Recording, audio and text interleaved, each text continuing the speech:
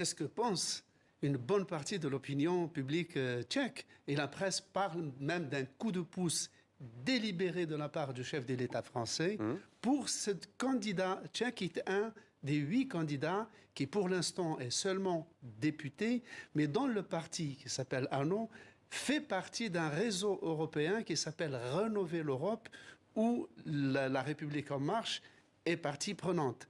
Donc pour la presse tchèque, il n'y fait aucun doute que le chef de l'État français a voulu, à 72 heures du scrutin présidentiel, donner un coup de pouce à un des candidats.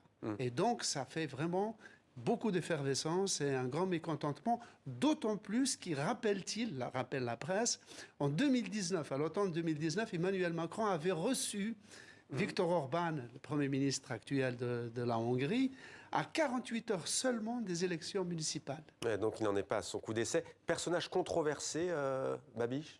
Oh, c'est à la fois l'homme le plus riche de la Tchéquie, c'est un milliardaire qui est à la tête d'une importante entreprise d'agroalimentaire. Il vient d'être acquitté dans une affaire de fraude aux subventions européennes. Européenne, de 50 millions d'euros.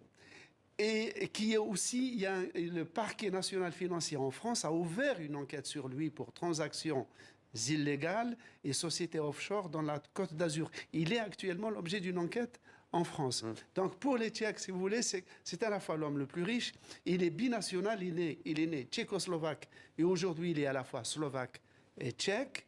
Il est le plus controversé pour toutes ces affaires de pression sur la presse. On lui reproche aussi d'avoir un petit faible pour la Russie, tout en se flattant d'être qualifié de Trump tchèque. Donc c'est un personnage, et en même temps, il est très populaire. Et il a été membre du KGB tchèque, on peut le dire comme ça, Slimane. Oui, et il a servi au Maroc où il a appris le français. Voilà.